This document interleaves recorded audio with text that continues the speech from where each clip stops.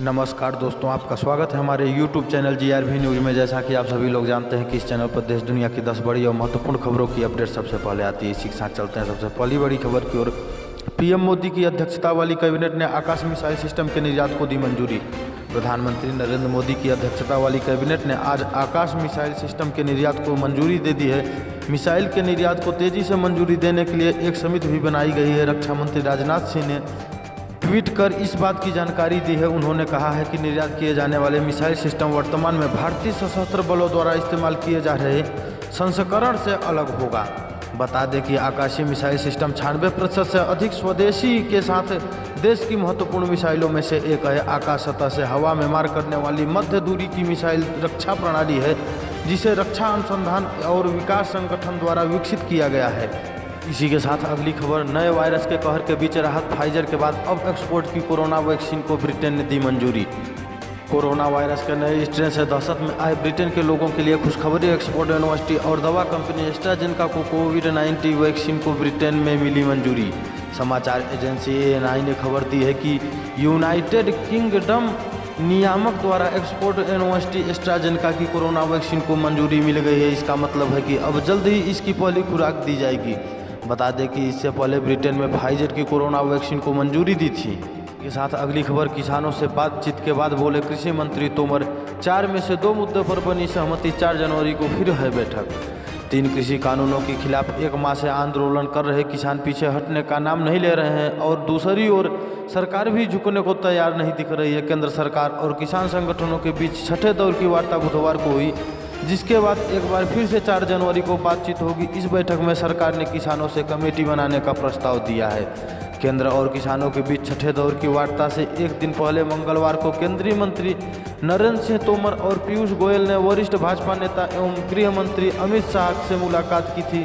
सूत्रों ने बताया कि मंत्रियों ने इस बैठक में इस बारे में चर्चा की कि बुधवार को किसानों के साथ होने वाली वार्ता में सरकार का क्या रुख होगा। इसी के साथ अगली खबर, राजनाथ सिंह बोले चीन के साथ विवाद का नहीं निकला नतीजा, विस्तारवादी नीति का देंगे जवाब।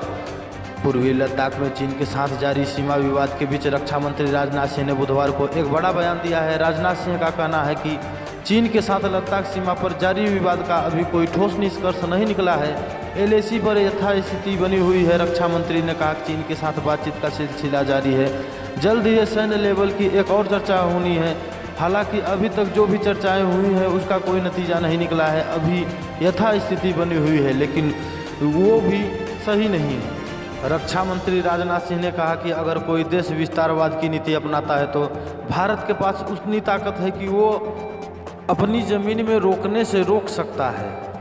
इसी के साथ अगली खबर, नफरत की राजनीति का केंद्र बना हुआ है यूपी। 104 नौकरशाहों ने CM योगी आदित्यनाथ को लिखा पत्र। 100 से ज़्यादा पूर्व नौकरशाहों ने यूपी के मुख्यमंत्री योगी आदित्यनाथ को एक पत्र लिखकर उत्तर प्रदेश को नफरत की राजनीति का केंद्र बताया है। पत्र में लिखा गया है कि उत्तर प्रदेश विधि विरुद्ध धर्म संपरिवर्तन प्रतिषेध कानून 2020 ने प्रदेश को नफरत, विभाजन और कट्टरता की राजनीति का केंद्र बना दिया है।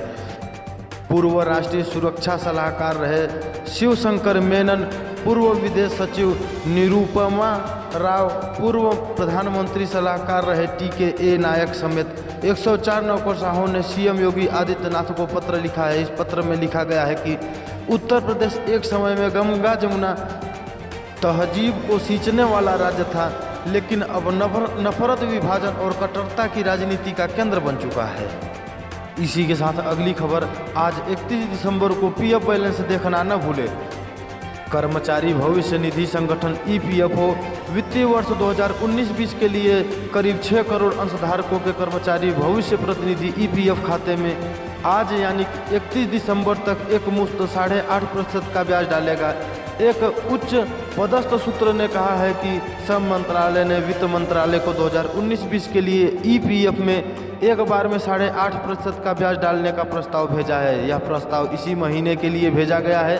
सूत्र ने कहा है कि इस प्रस्ताव पर वित्त मंत्रालय की मंजूरी कुछ दिन में मिलने की उम्मीद है। ऐसे में अंशधारकों के खाते में ब्याज इसी महीने डाला जाएगा। इसी के साथ अगली खबर, इनकम टैक्स रिटर्न भरने की अंतिम तारीख 10 जनवरी तक बढ़ा दी गई है। आकलन वर्ष 2020-21 वित्तीय वर्ष 2019-20 के लिए इनकम टैक्स रिटर्न भरने की अंतिम तारीख को 10 दिन और बढ़ा दिया गया है। अब व्यक्तिगत आयकर दाताओं के लिए आयकर दाखिल करने की अंतिम तारीख 10 दिन बढ़ाकर 10 जनवरी 2021 कर दी गई है। वहीं कंपनियों के लिए वित्तीय वर्ष 2019-20 का आयकर रिटर्न दाखिल करने की अंतिम तारीख 15 दिन बढ़ाकर 15 फरवरी 2021 कर दी गई है। यह दूसरी बार है जब आयकर रिटर्न भरने की अंतिम तारीख आगे बढ़ाया गया है। इससे पहले कोरोना के कारण आयकर रिटर्न भरने की अंतिम तारीख को बढ़ाकर 31 दिसंबर 2020 किया गया था, जबकि आमतौर पर यह अवधि 31 जुलाई होती है। इसी के साथ अगली खबर, नए साल के लिए दिल्ली ट्रैफिक पुलिस ने की तैयारी, ड्रंक एंड ड्राइव करने वालों का होगा ब्लड टेस्ट। साल पर शराब पीकर राजधानी की सड़कों पर वाहन चलाने वालों के खिलाफ दिल्ली पुलिस सख्ती से पेश आएगी। इस बार ड्रिंकिंग ड्राइव करते हुए पकड़े जाने वाले संदिग्धों का ब्लड टेस्ट होगा।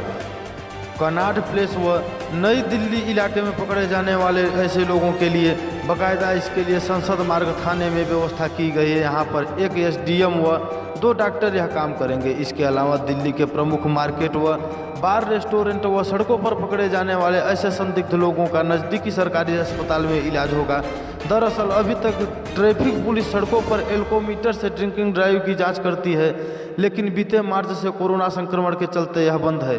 पुलिस के पास 276 एल्कोमीटर है। पुलिस अधिकारियों के मुताबिक ऐसा चालक जो अनियंत्रित होकर वाहन चला रहा है, जांच में उसके हाव भाव, बातचीत आदि से संदिग्ध की पहचान होगी।